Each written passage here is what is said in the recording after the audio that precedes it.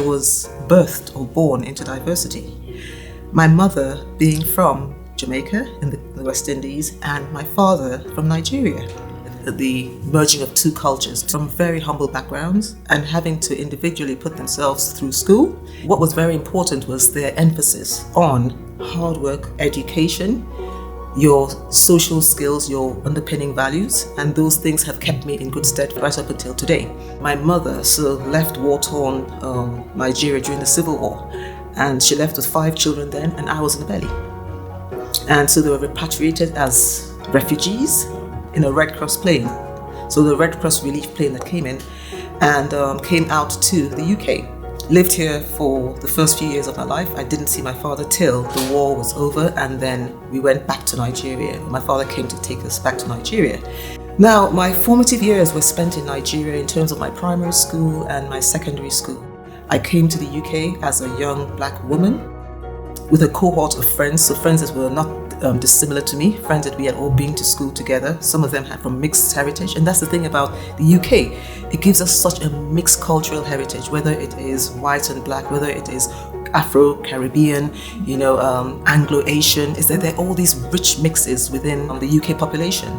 And that in itself lends itself very, very well to the diversity discussion. Or why shouldn't there be diversity?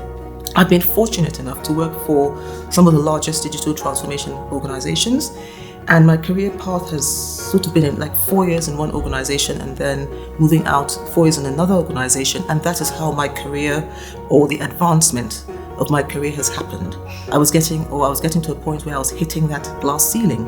Leaving corporate life last year and then starting as an independent, non-executive, sitting on boards, advising boards, and working collaboratively with Green Park as part of the BAME 100 list.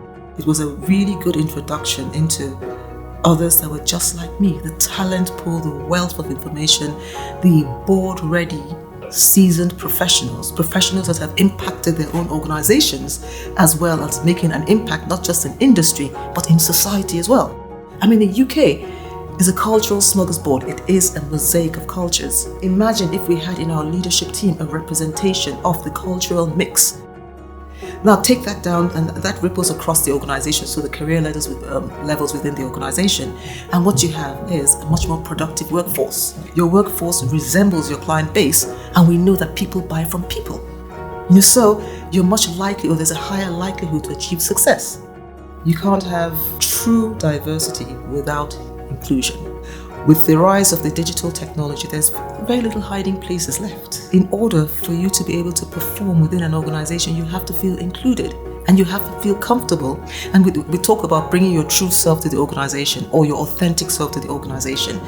But the organization as well is incumbent upon the organization to create an environment in which people can feel included.